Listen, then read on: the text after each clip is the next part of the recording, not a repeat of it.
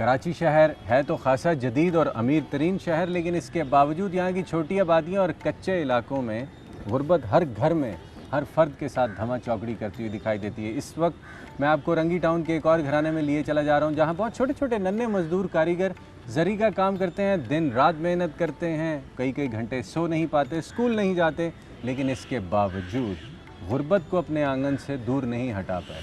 यहाँ तफसीलात क्या हैं और गरीबी ने पाकिस्तानियों की ज़िंदगियों की कैसे मत मार रखी है, तफसीलात जानने के लिए सच के सफ़र में मेरे साथ रहिएगा। न्यूज़ वन की टीम के साथ सच के सफ़र में कराची के इलाके और रंगी टाउन में मुझे एक बार फिर से जाना है चंद नन्हे कारीगरों के यहाँ जो जरी का काम करते हैं और 13 घंटे रोज़ाना मेहनत में जुटे रहते हैं। वजह गुर्बत से जंग है, लेकिन बिना तालीम और बग़ैर सरमाए की ज़िंदगी कैसी गुजर रही है, पूछते हैं इन हुनरमंदों से।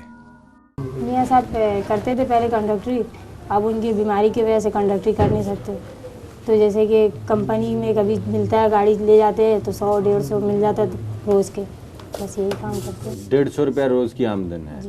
150 रुपये में 7 बच्चों के साथ आप गुजारा कैसे करती हैं? ये काम आप करती हैं? बच्चे करते हैं मेरे, ये बच्चे ये आता है 1 बजे रात को काम पे से।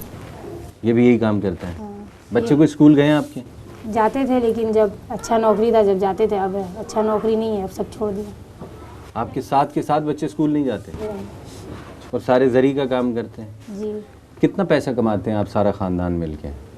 ये है कि हम लोग जो है हफ्ते का बैल बच्चे लेके 1000 रुपये कमा लेते हैं एक हफ्ते का। 4000 रुपये महीना। 9 अफराद हैं आप घर के, 4000 रुपये में घर का बजट कैसे मैनेज करती हैं? बस आगे पीछे गुर्बत की हालत में पूरा कर लेते हैं। ये नन्हे कारीगर भी पढ़ना चाहते हैं, लेकिन इनका शुमार भी पाकिस्तान के उसी 35% तबके में होता है जिन्होंने कभी किताब या कलम का लम्स तक महसूस नहीं किया। माँ दुखों की मारी और बीमार शौहर के साथ जिंदगी पल पल मरते हुए गुजार रही है। न जाने सरकार ऐसी आवाम के लिए क्यों नहीं कुछ कर पाती। का इलाज कैसे करवाती हैं आप? इलाज अभी कहाँ कराए, जब तकलीफ होता है तो हम डॉक्टर से दवा ले लेते हैं, थोड़ा आराम मिलता है फिर चले जाते हैं। हाथों की तकलीफ ऐसा रहता है, एक ना एक बच्चा घर पे जब रहते हैं तो दाबते रहते हैं, नहीं तो रस्सी बांधे में रहते दिल की वजह से। अब ये बच्चा है 1 बजे रात को आता है। अच्छा। काम पे से। अच्छा, बताइए क्या करेंगे। मुल्क की छोटी बस्तियां और गरीब आबादियां ना तो तरक्याती मंसूबों से कोई फ़ायदा उठा सकीं और ना ही ज़िंदगी की बुनियादी सहूलियात इन्हें मुयस्सर आ सकीं। औरंगी टाउन का ये गरीब घराना भी वसाइल की कमी और अफराद की ज़्यादती के बायस बेतहाशा मसाइल का शिकार है, लेकिन बेहतरी की कोई सूरत नज़र नहीं आती।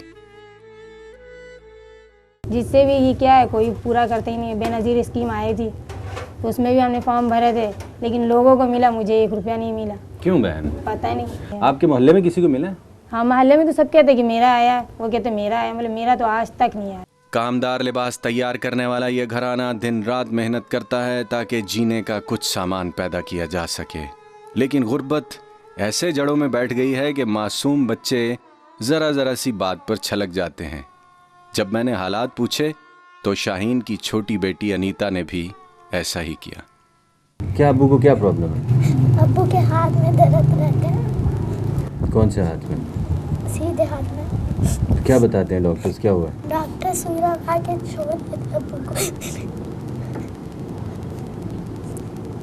जब वो महीना लगता है किराए का, तो वो मकान मालिक के अब्बू को सैलरी कभी कभार मिलती है, जल्दी कभी नहीं मिलती है, तो वो मकान मालिक बुला कर बहुत अम्मी को जलील करते हैं, उल्टी सीधी बातें बोलते हैं।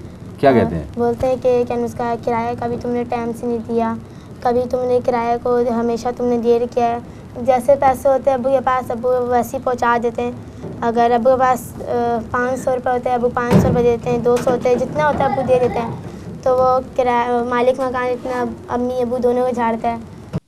इलाके में तालीम, सेहत, रोजगार और बुनियादी सहूलियात समेत हर ज़रूरत दिन ब दिन कम होती जा रही है। शहर के बिगड़ते संभलते हालात ने मजदूरी के मौके कम कर दिए हैं और अक्सर ख़वातीन ज़चगी के दौरान भी अस्पताल नहीं पहुंच पाती। यहाँ बल्ले में इसकी कोई सहूलत नहीं है। इससे अच्छे तो जानवर है जिनकी डिलीवरी हो जाती है। इंसान को फैसिलिटी हासिल नहीं है जो होनी चाहिए है। मेडिकल की सहूलत नहीं है, डॉक्टर मुअस्सर नहीं है यहाँ पे, और फिर किसी तरीके को मतलब वेलफेयर का भी यहाँ पे वो नहीं कि डॉक्टर यहाँ आ सकें। बच्चों से रिलेटेड हेल्थ के क्या मसले आप देखती हैं? वो भी यहाँ पे मौसम नहीं है। इससे अच्छे तो जानवर के बच्चे हैं कि पल जाते नहीं, इंसान के बच्चों को वो फैसिलिटी हासिल नहीं है क्यों? जो होनी चाहिए। यहाँ हुकूमत इंटरेस्ट नहीं लेती या कोई क्लिनिक नहीं खोलना चाहता यहाँ आके कोई अच्छा डॉक्टर? अच्छे डॉक्टर नहीं है यहाँ पे मौसम। क्लिनिक तो खुली हुई है, यहाँ पे डॉक्टर अच्छे नहीं है। फैंसी लिबास तैयार करने वाले ये नन्हे हुनरमंद हमरा अपनी गुर्बत के मुआशरे और सरकार के लिए सवालिया निशान हैं। क्या इंसानी फलाह व बहबूद पर खर्च किए जाने वाले बजट में चंद सिक्के इन दुखों का मदावा कर सकते हैं जो ये लोग बता रहे हैं? हुकूमत से बस यही गुजारिश है कि मेरे अब्बू का हाथ बिल्कुल सही हो जाए, मेरे छोटे भाई बहन लोग पढ़ लें।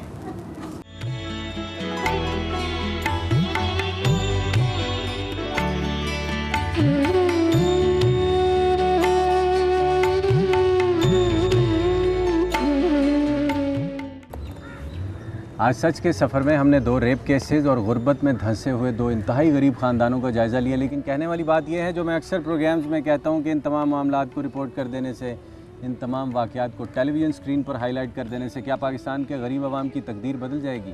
क्या पाकिस्तान के मज़लूम तबके को इंसाफ मिल जाएगा? मैं ये समझता हूँ कि सरकारी इदारों और हुकूमत पर थोप देने से तमाम मामलात हल नहीं होंगे। बतौर मुआशरा, बतौर अवाम हमने क्या किया? आज तक हमने क्वालिटी एजुकेशन हासिल करने की कोशिश नहीं की, सेहत के म्यार को बरकरार रखने के लिए म्यारी ज़िंदगी नहीं अपनाई, मेहनत, खुलूस और ईमानदारी का हाथ बड़े आराम से हम छोड़ देते हैं और सारे का सारा ज़िम्मा सरकार के सर थोप देते हैं। सोचिएगा ज़रूर, अगर अपनी तकदीर बदलनी है तो हमें आज कुछ करना होगा। Just take good care of yourself always. अस्सलाम वालेकुम।